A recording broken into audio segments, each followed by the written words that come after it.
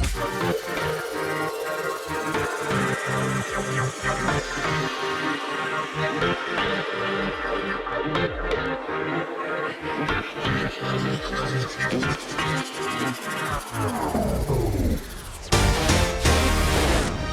off camera over here, I have a big box with a ton of parts that I ordered straight from onewheel.com. Now, what I have ordered is a new bumper, rail guards, fender, and a handle. And I will be showing you how to install those properly today. So if you do order a one wheel and you just so happen to order the bundle kit with all of those accessories included, I mean, even some bundles come with a hypercharger and a stand. I personally did not get any of that. I wanted to a la carte my one wheel on its own, so I kind of came up with this cool little Golf livery. I don't know if you guys know what Golf cars are, but they're color matched so beautifully with the light blue and the orange and the numbers on the side, or depending where it is and how people do their Golf livery. But I kind of wanted to do something similar like that to my one wheel, and so let us begin.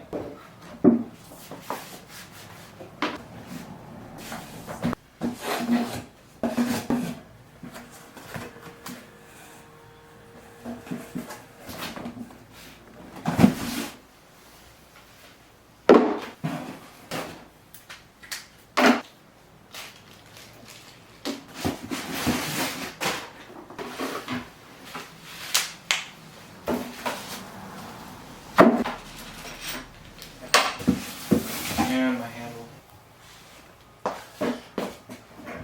So the first thing I'm going to focus on is actually installing my rail guard. So that being said, it's the easiest thing to do.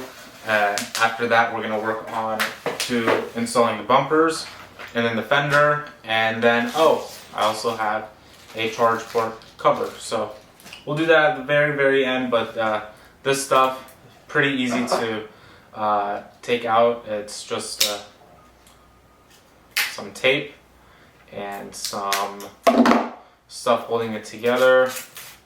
Get these out, and there you go. One side here, the other side there, and this is pretty easy to install. I mean, they just go over the already existing sides. All right, now that we have cleared up the table, let's go ahead and get our one wheel over here situated and in place. I'm gonna move to the side.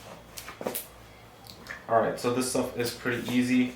What you basically do is you remove the red sticky tape cover from the back, peel it out, and you could just place it right on there. There's some plastic guides over here that you just place it and it should go pretty smoothly.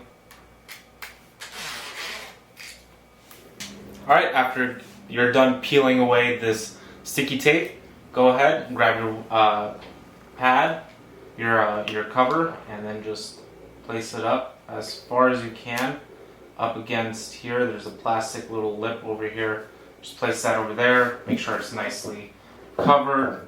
After you're done unwrapping this, grab this, place it right here, and that's that side. Now let's over here get the other side going. Grab it, peel it.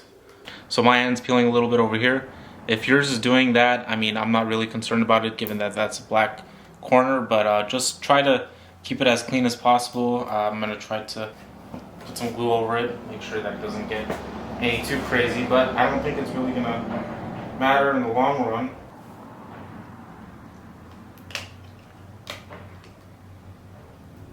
There we go. Now we get the other one done.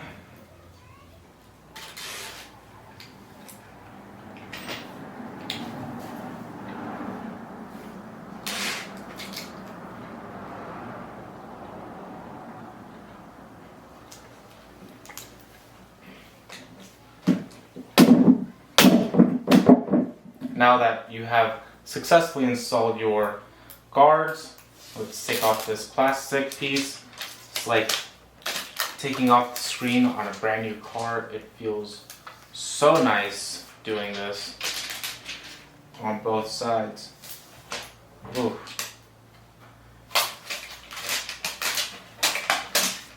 that's the first part done. Now let's go ahead and move on to the bumpers. So to do the bumpers, what I'm going to do is flip over the one wheel this way and slightly set it down. There are 4 Torx screws holding this thing in place. Do these go over it? No. These actually replace it. And one good thing about one wheel is that all the hardware you need comes already packaged with the kit. So I have about 8 or 9 Torx screws here in case I need to use something new. So I'm just gonna go ahead and start undoing it. It's not too heavily torqued. I mean, sure, there is Loctite on these things, but pretty easy to undo it.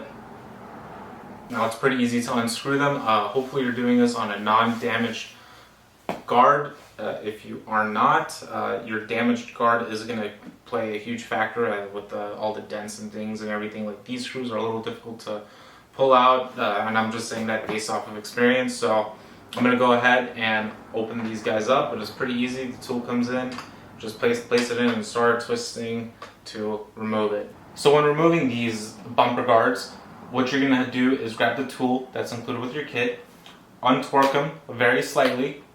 They're about 6 bolts. There's 2 over here, 2 here, and then 2 right here. Untorque them and then use this. I found this being the easiest method. And they didn't torque them too heavily, so they're pretty easy to remove. Just give them an initial release and then undo them. Alright, now that you got everything removed and untorqued and all the screws are loose, go ahead and just pick this thing up. Comes right off and you have a nice clean little surface this has been written on, so it's going to have a little bit of dust here and there, but you grab your new one, place it on, fits like a glove. Grab your new screws, place them all in the respective holes. And there are 2 screws that come with the kit. These longer screws go over here towards the bottom end, and the shorter screws go towards here. Once those are in place, tighten them, and you should be ready to move on to the next side. Alright, now that that's done, we're going to basically do the same thing onto this side. Alright, so I just got done removing these screws over here. There are about 4 of them. This pad, pretty clean compared to the other one. So 4 screws. They were a little difficult to get out, but then again, not that hard. So this pad slides in perfectly. And again, 2 long screws over here, 2 short screws over here, and just tighten them up. Alright, now that we've successfully installed these new guards, we're going to go ahead and flip the one wheel over and go ahead and start working. Now, looking at the GT, this is all one piece. It's probably going to be wise for us to do the mag handle before installing the fender, given the ease of access to it. Now, I do know there are a couple people who have stated that if it were up to them, they would much rather there not be a mag handle because it bounces everywhere and makes a ton of noise when you're dropping from certain places and etc. So if you're one of those people, now would be the chance to remove it, but I don't really know for sure if that's applicable at the very moment. So that being said, go ahead and open up this pouch with all our hardware. Open it up. You need to give it some pressure to get it out. Alright, and now with this successfully unbolted, I'm going to go ahead and try to bring it out. Use a knife. Yep, a knife pried it out just well. Just slip it in between these two and then it should just pop out. There you go. And yes, I was right about the mag handle. Now would be the appropriate time to replace that if you did purchase a new mag handle.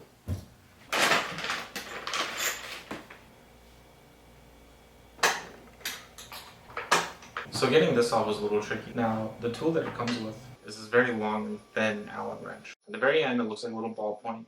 What you do is you slide it in like this, and then start undoing it. And you have to hold on to the mag handle because the mag handle is going to start moving. Twist it out, comes right out. grab your new stuff, pop it right in, perfect. And it's interesting how this is for a pint, but it works for a GT, and I'm assuming that's because the pint and the GT share the same frame. Now we just twist it on. And we're just twisting it on. After installing it, pretty simple. Twist it on, twist it off. This is basically the bulk of everything you need to know how to do this. And come to a point where we gotta start torquing it. So I'm just gonna torque it a little bit more because that's just what I do. Perfect. That's certainly not gonna go anywhere. Now, this thing. There's a lip piece. The lip piece goes top end. There we go. 4 screws. Pop them in.